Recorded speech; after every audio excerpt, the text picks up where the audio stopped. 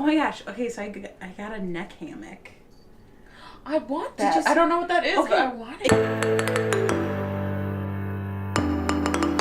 It's Friday night, and it's cold as shit here in Minnesota. So we're going to shoot this episode with hot chocolate. And it may or may not have alcohol in it. Welcome, people of the internet! If you are joining us for the first time, welcome. If you are a returning viewer, thanks for coming along. Welcome back. Welcome back. We are Justified Delirium, two ladies who are passionate about mental health and ending the social stigma of talking about your mental health in everyday life. And we are passionate about vulnerability and the vulnerability it takes to talk about mental health in your everyday life. Yeah. So, Jaquie, Erica. Yes. Today we are building off our last video, which we talked about next steps we took when we decided to get help. And this week we are talking about therapy. I am a big fan of therapy. I go to therapy every other week, and Erica's going to ask me some questions because she has not been to therapy. Yeah, so I strongly believe in therapy. I think it's excellent and that a lot of people need it. Oh, yeah. But for some, at least at this point in my mental health journey, I haven't felt the need to go on a personal level. But I have talked with a lot of people about their... Okay, sorry. My cat... This is hilarious. Her cat's literally clawing at the curtains. Sorry. I love it. Keep it in. What am I saying? Basically, I believe in it. I'm all for it. I think it's done amazing things for people.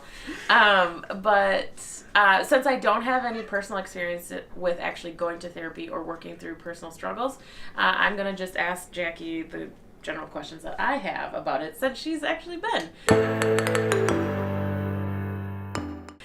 But if you have questions too for Jaquie or want to explain your experience with therapy or your decision not to go to therapy or anything like that, please share it. Comment below. Oh my God.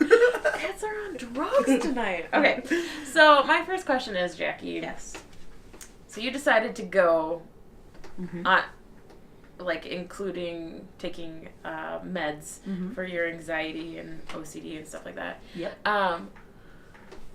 What was your experience the first time going or getting yourself to go, walking into that office? Yeah. Well, I didn't even know where to start. I talked to my primary care doctor and I was like, hey, meds are great. I also really want to try some behavioral therapy so that I learn some coping skills and breathing techniques and working through anxiety instead of just having medication feel like kind of like a crutch. A crush. She has a crush on medication. A crush on medication. Which, it's a good one. That's another problem she's working through. But So when my primary care doctor suggested this person that I go to, tried it out, went there, and it just wasn't a good fit. I knew because the conversation wasn't flowing well. It felt like a chore. Like I was like trying to work to bring stuff up, and it wasn't like a give and take. And so I just knew it wasn't the right one. So I went back to my primary care and I was like, hey, didn't like that one. Do you have another place? And so she suggested I go to this psychotherapist near where I live. I think for a lot of people, they would be discouraged going to someone and being like, this isn't working. Why'd I go again? Why'd you go again? Why'd you try again? I get very nervous about like immediate side effects or like being allergic to medication I've never taken before, and then like going into anaphylactic shock, which is highly improbable. So I was like, I do want to give meds a try. I also really don't want to feel this like dependency on it. And so I thought like doing both would help me. Like maybe one day I wouldn't need meds. Maybe one day like I really could work through my anxiety on my own. And so that's why I went back. I also like am like I'm confident there's people out there that I can, work with and talk with. And so, like, just because one didn't work out doesn't mean I couldn't find another one. Yeah. So, it wasn't much of a deterrent for me, but I can totally see how it would be a deterrent for some other people. Yeah, definitely. Yeah. Okay, so also, what was it like? Okay, so you finally found, well, you found one. It didn't take you that long, but you found one. A therapist that you enjoyed or enjoyed working with. Mm-hmm.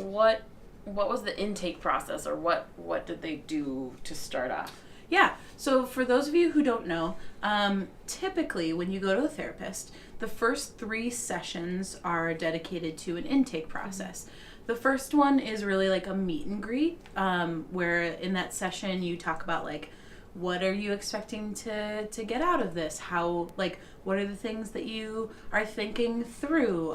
What would be the best time and like time commitment for you to like give to therapy? And then the second time you go back, if you decide to go back, is really paperwork where you go through and you rate yourself, how you're doing mentally and emotionally, physically, and then that way, by the third time you go to your therapist, that is a time where your therapist has looked over all of the paperwork and the conversations you've had, and they say like, hey, I think this would be the best course of action. Let's talk through things you want to work on, maybe like some like really realistic goals we have for the first several weeks of therapy. So that's the intake process, which I don't think a lot of people anticipate when they go. Mm-hmm. I think they might assume that you just like jump into conversation and like the help starts happening immediately, right? And that's not the case. But that's like a good way for people to like understand how to direct their help to you. Mm-hmm. So if you're thinking about therapy, that's just something to be aware of. One thing I was telling Jaquie is we learn our coping skills our entire life and we are trying to figure out like, okay, this isn't working anymore. I need to change my life. Mm-hmm. This is too much for me to handle. So then let's say I start going to therapy. Well, since it took your whole life to develop those skills, whether usually they're negative, and that's why you're there. Mm-hmm. And it's gonna take years for you to unlearn those or to relearn new ones or to, change your behaviors and habits. Yeah. And they're going to be things you struggle with for the rest of your life because that's just the way your mind has trained itself to think.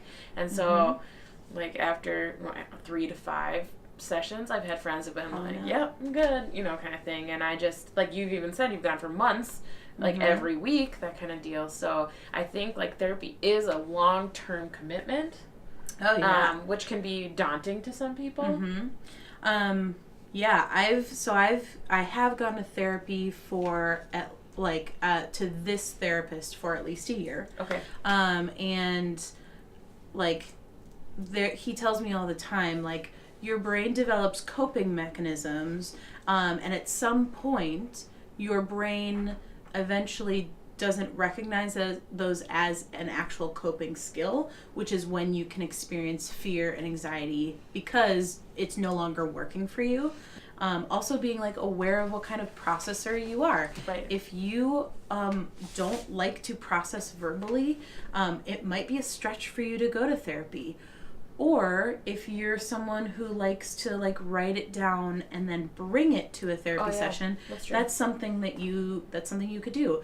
It's all about finding someone and communicating with that person that like, this is the way that I feel most comfortable communicating and working through things, and then developing a plan that will get you the results that you're looking for. Yeah. Next time we could dive into another thing that deter people from going to therapy is just like, how the heck am I going to pay for this? How am I going to afford this? Who is like health insurance? What? That's hard to learn. And then how do I find a therapist? Mm-hmm. Are you suggesting a multi-topic episode? I am. So there are definitely, like, just talking about Jaquie's experience is not where it ends. It's also like, okay, what are the practical steps to even getting in the office? Yeah. or anything like that, depending on if you are a high school student or if you are a college student or if you are working your ass off. And if you have 3 jobs, right, you need to find the best therapist who can fit you in their schedule. Yeah, or you can afford, or that kind of thing. And that can be really stressful and daunting in and of itself. So, like, we are going to be doing a multi-topic, or I'm sorry. When she says multi-topic, she means multi-episode on this topic. One topic, multiple episodes. One. She's confused. It's okay. I'm so confused. We definitely want to hear what you think. Like, what is your experience with therapy? Whatever you're willing to share. Or what are the things that are preventing you from going to therapy? What are your anxieties about therapy? Because, some people have those. Yeah. Anyways, we'd love to hear that. Let's keep talking about it. And end the stigma.